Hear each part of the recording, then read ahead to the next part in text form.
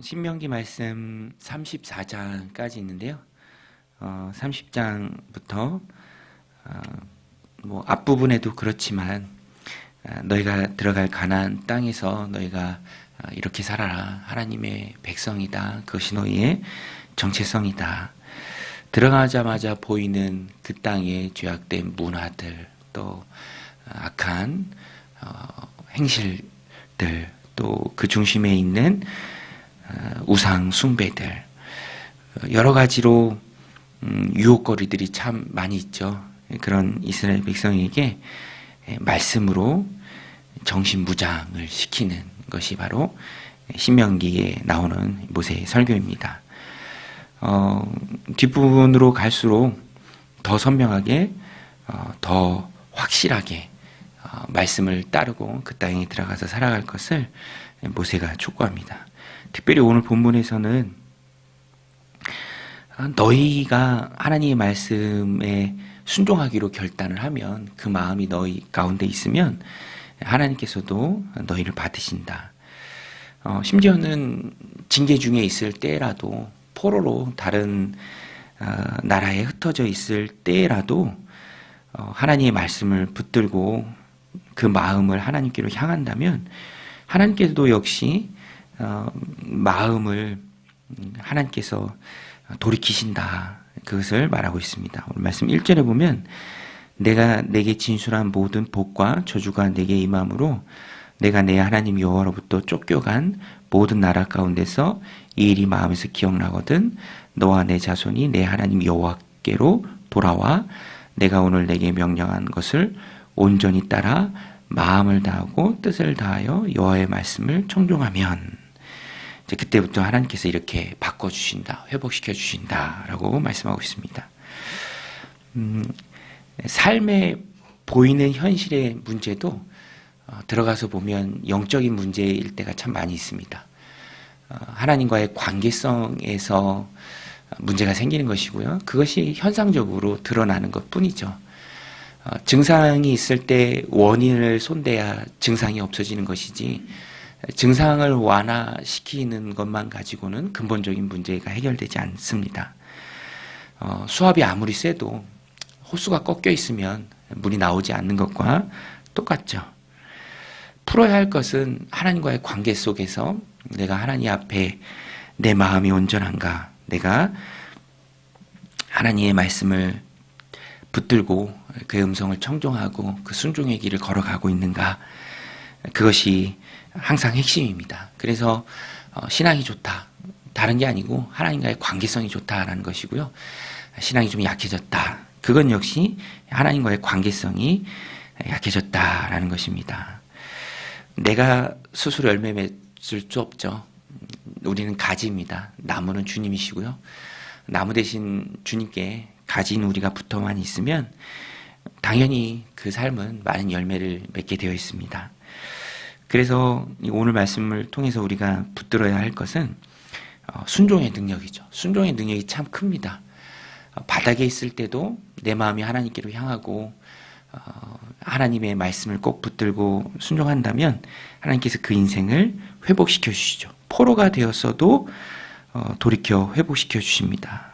그래서 오늘 말씀 5절에도 보면 내 하나님 여호와께서 너를 내 조상들이 차지한 땅으로 돌아오게 하사 내게 다시 그것을 차지하게 하실 것이며 여호와께서 또 내게 선을 행하사 너를 내 조상들보다 더 번성하게 할 것이며, 조상들보다 더 번성하게 하신다.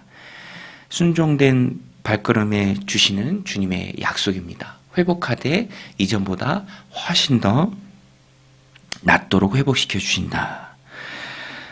또 하나님의 말씀은 하나님의 뜻을 따라 행하는 것은 어려운 게 아니다.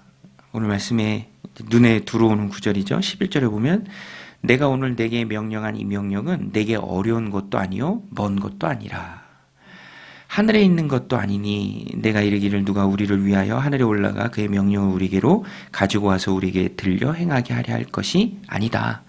바다 밖에 있는 것도 아니다.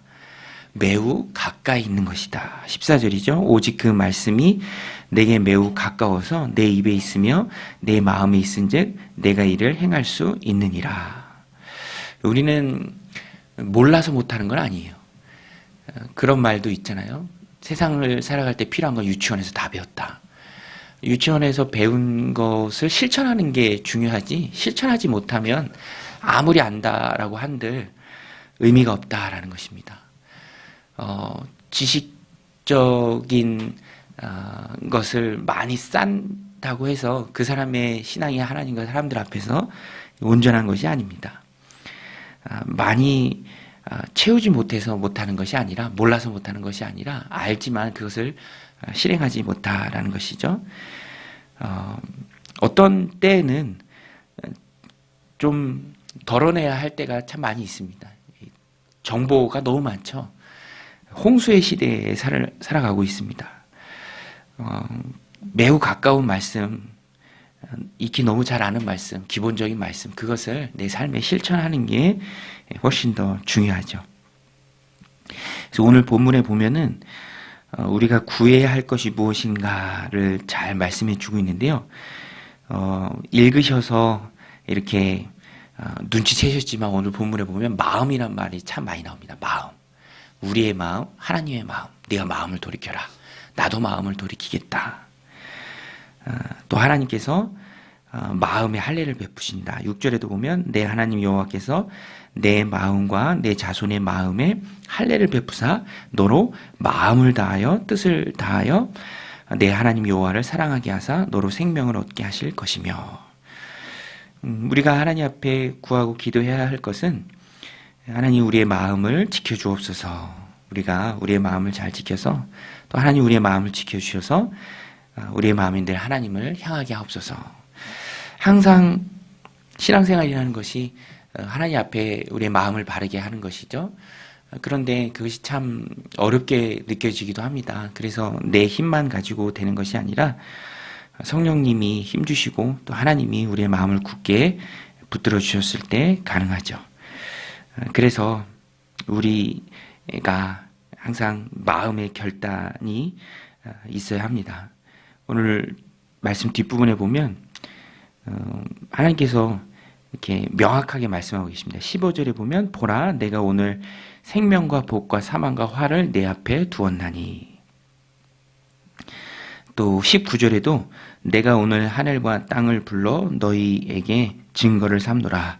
내가 생명과 사망과 복과 저주를 내 앞에 두었은즉 너와 내 자손이 살기 위하여 생명을 택하고 내 하나님 여호와를 사랑하고 그의 말씀을 청종하며 또 그를 의지하라. 그는 내 생명이시요 내 장수시니 여호와께서 내 조상 아브라함과 이삭과 야곱에게 주이라고 맹세하신 땅에 내가 거주하리라.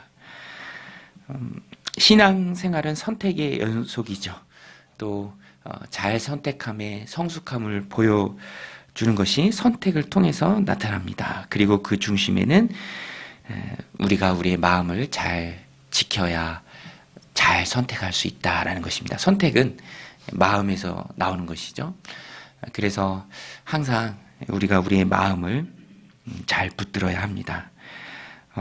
어떻게 행동할 것인가 이전에 과정은 마음에서 다 이루어집니다.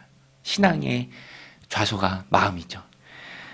그래서 늘 우리의 기도의 초점은 하나님 우리의 마음을 잘 지켜주옵소서. 그래서 내가 올바른 것을 선택하게 하옵소서. 오늘 본문에 나오죠. 생명을 선택하라. 살리는 일, 세우는 일, 생명을 영위하는 일, 지속적인 복을 누리는 일, 그것을 선택할 때 하나님이 그 인생을 복 주시고 또 책임져 주십니다. 그런데 그것은 마음에서 이루어져요. 마음. 그래서 오늘 말씀 붙들고 하나님 오늘도 여러 관계 속에서 다양한 사람들을 만나고 많은 일들을 감당할 터인데 우리의 마음을 지켜주옵소서. 내가 이 길로 행했을 때 그 끝이 무엇인지 미리 보는 지혜 주셔서 살리는 일, 생명을 선택하는 우리가 되게 하옵소서. 함께 기도할 때 하나님께서 오늘도 우리의 마음을 지켜주실 줄로 믿습니다. 우리 같이 말씀 붙들고 함께 기도하며 나아가겠습니다. 하나님 오늘도 우리에게 은혜 부어주셔서 또 말씀을 잘 지키며 살아가는 우리의 삶이 되도록 주님 역사하여 주시옵소서. 우리가 연약합니다. 그러나 성령 하나님께서 우리의 마음과 생각을 지켜주시면 우리가 생명을 선택할 수 있습니다. 옳은 길을 선택할 수 있습니다. 살리는 길, 관계를 풍성하게 하는 길, 아버지여 남을 유익하게